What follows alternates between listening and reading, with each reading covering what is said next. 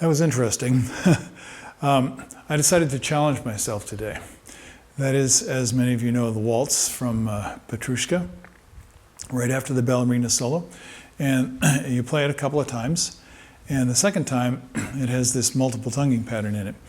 The way I'm challenging myself today is I just recorded the Pines of Rome, the beginning of the Pines of Rome, which is very loud and very busy and into the upper register.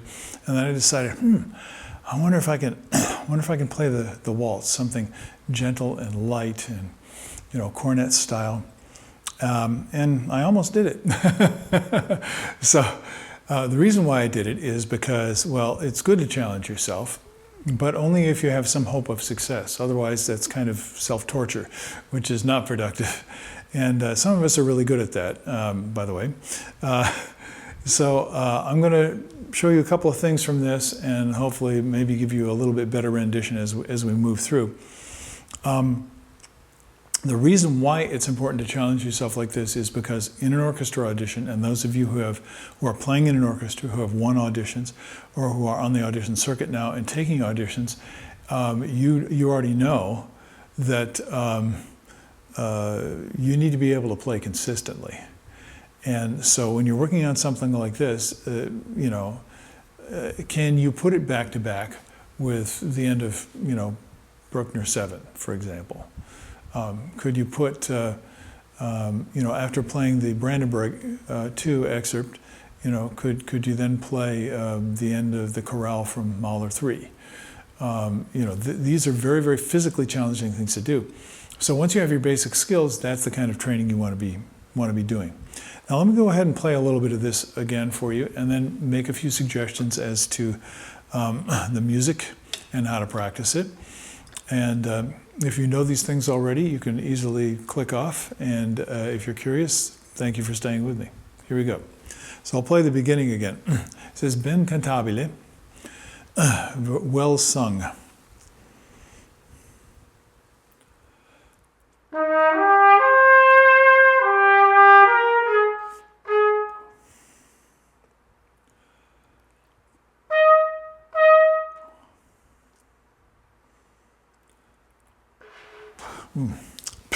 Guess I shouldn't have played the Pines of Rome before this. The important point about this is when you're playing it in the orchestra, you're playing with someone else. And it makes it so much easier. When you're playing it in an audition or for a tape or recording, you're not playing with someone else. And everybody else who's listening to this, who knows the music, will be hearing the music in their mind as you're playing.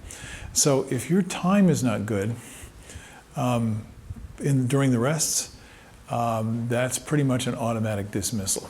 Now, I'm not sure how close I got, to be honest with you. I'm probably in the ballpark because, I can do these things. I'm trained well enough so I can do these things without thinking about it, which is actually the best way. You just kind of have to stay in the flow of the music. When you're nervous and you're playing an audition, that's quite difficult to do. So this is something you can check yourself with, and I'll give you a little practice technique. And this kind of comes under the rubric metronome games, and I might do a video on that. So this is one of the metronome games you can play. I find this very useful. Let's say you put the metronome on, but you don't have the sound on. So you just have the indicator, whether it's a flashing light, a sweeping, arm like this, whatever it might be. You're trying to get the rhythm inside of you, the time inside of you.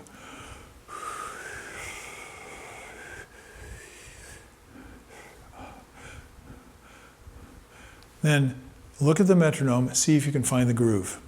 As soon as you find the groove, trust it and look away. And then after a few seconds, look back and see if you're still with the metronome. And then make those intervals longer and longer. That's a really, really good, really powerful, effective tool. Now, it might be frustrating. It might even be impossible at first, and which means you need to take a step back. Or do it with the help of the metronome, with the sound on the metronome. But your whole point here is to develop a sense of a groove. So you have something that comes around, and it's a steady flow, which is one of the most satisfying things we can have in music. Now let's look at something else. Some people will have problems with the ascent into the upper register, for example.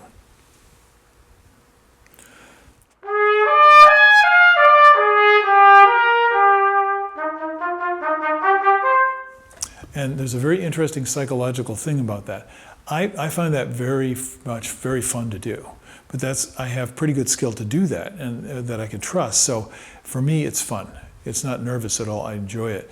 And there's a sense of release, a kind of a flying or a gliding sensation that goes along with that. I think that's wonderful. And it's what makes the music feel so good when you play it. But if you're not physically comfortable doing that, it's going to be a real challenge. So oftentimes what I'll do is, if that's a little bit too high for you to be physically comfortable with or have control, you're having trouble with the control, play the same, transpose it. Just play it to a lower interval. Or just practice the component intervals. So what do you have here?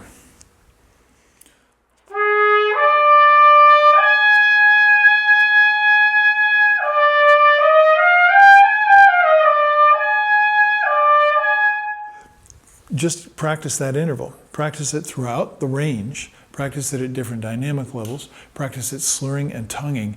As you do all these things, your body's going to figure it out. Instead of just playing the excerpt over and over and over again and failing, in which case you're basically proving to yourself that you're not a competent trumpet player.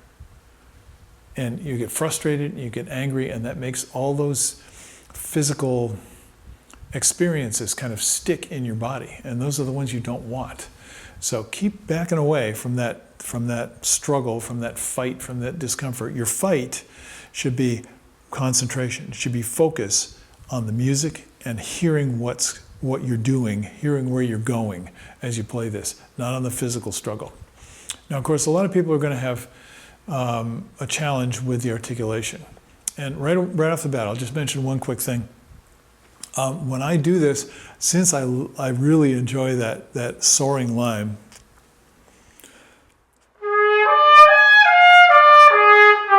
I have a tendency to go yada yada. So it's very self-indulgent. I'm like a cellist. I'm just so in love with my sound. Yada yada. Oh, that's so cool. And then I go out of time. And then when I come back in and I start tonguing, well, I don't enjoy that part as much. So I end up rushing a little bit. And this is, again, people go play an audition. And let's say they don't make any mistakes, or what they think are mistakes. But they slightly phase in and out of the time. You will never get to the second round doing that. The time is fundamental. Why? Because everybody has to feel it together in a large ensemble. So this is challenging because I find, psychologically, when I go to the tonguing, I might do something like this.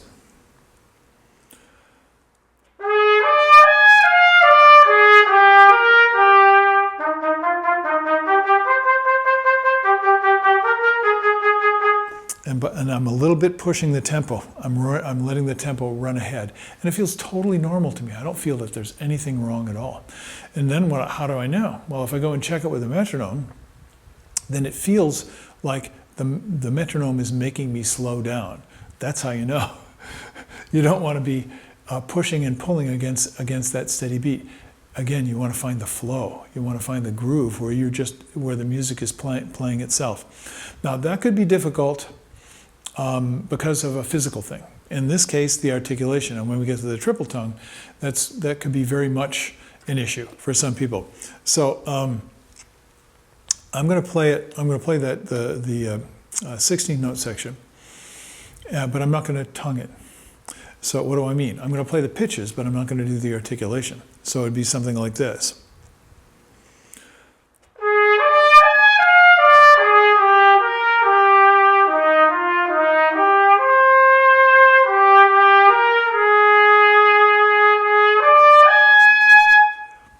Sound familiar?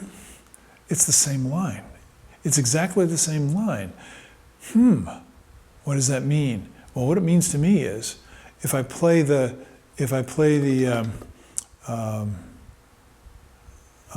what's the flute line, you know, where you have a rest. If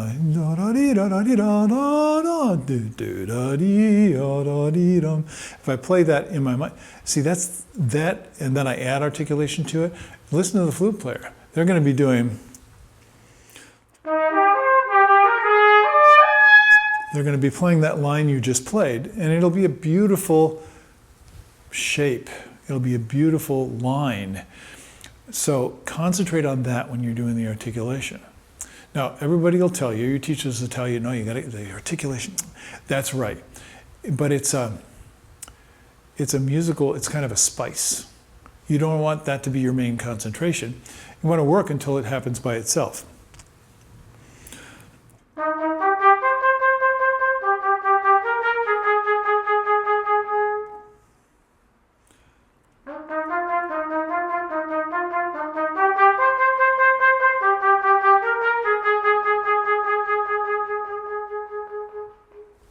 Have fun with it. Play with it. And this is very sensual. Enjoy the physical qualities of it. Now, if you're playing awkwardly, you can feel that. And then when you play a little bit better, you start to notice, oh, compared to what I just did, that feels way better. Now you know you're going in the right direction. And you know what to practice. You know how to practice. So as soon as you feel that awkwardness creeping back in, don't just fight. Don't just play through it. Unless you're in a performance and you don't have any choice. But see if you can get back to that enjoyment, to that fun of playing. Now, the next section, it goes into triple tonguing. And I say triple tonguing because that's what I do. But some people single tongue this. And it's certainly, for some people, it's just the logical thing to do. It's so easy, you know?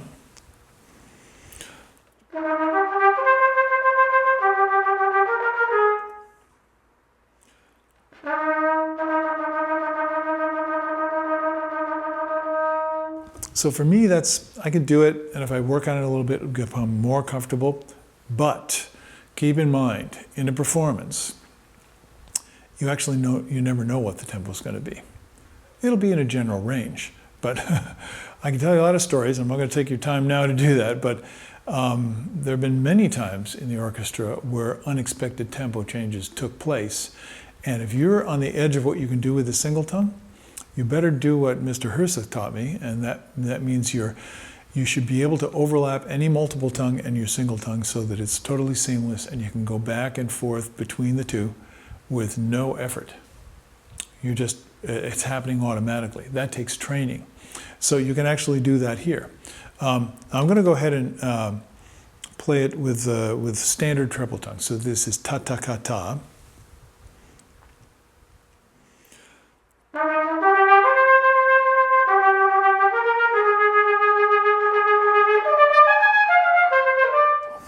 Okay, it is what it is. I still want the line more.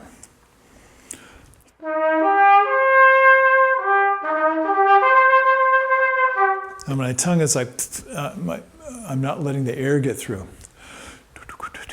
I'm not staying open, I'm tightening up a little bit. And many, many trumpet players, I would say the vast majority of trumpet players, there's going to be some tension when they go into the tonguing.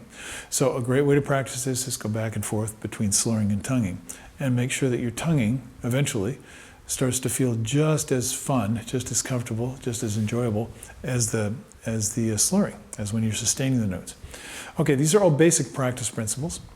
Many of you may be doing these things already. If you're not, I just encourage you to try them. And you can see for yourself whether they work. You have to have persistence and patience. But if you see progress, a little bit of progress from day to day, that's big progress. Don't think you're going to just jump to the end so you sound like Phil Smith on the excerpt CD. It's probably not going to happen that way. It takes days, weeks, months, and years of work in order to build your skills to the level where it's easy and fun to play.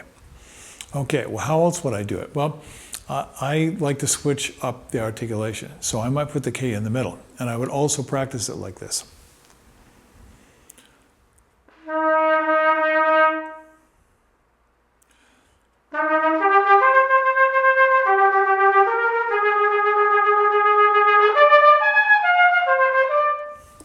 little stiff right now, so I'm not quite getting the flow the way I want. But that's ta ka ta ta ka ta ta. Now some of you might feel more comfortable with that. So you have 3 different ways you can do it, 4 different ways. You can do it as a slur, you can do it with single tonguing, you can do it with standard treble tonguing, or you can do it with treble tonguing with a K in the middle. And I practice them all. And then decide, oh, this is the most consistent, this works the best for me. So I'll give you one more tip and then I'll let you go practice, because I assume that you're anxious to do that right now. When you're working on something like this to make a tape to get into an orchestral audition, or preparing to go play the live audition, actually for any of your preparation, but this especially applies to excerpts, there are many ways to do that. And one way I found very effective and very humbling, which is appropriate, is I'll play this excerpt 10 times in a row, let's say. It could be 6, it could be 8, it could be 10, whatever, a number of times in a row. And I'll leave the recorder running the whole time. And nowadays it's so easy to video record, most of you just do this on your phone, that you can do a video recording too. And that's very good too, because you see the people who are seeing you, once you get out from behind that screen, are going to get a very strong impression from the way you look. Whether you like it or not, whether they're trying to avoid it or not, everybody is affected by that. So the most successful players I know video record themselves. And they take the time and the trouble to do that in a very, at the highest level of quality that they're capable. But even if all you have is your phone, phones have a very powerful capability to do that right now, and that'll give you a lot of information. What's the point?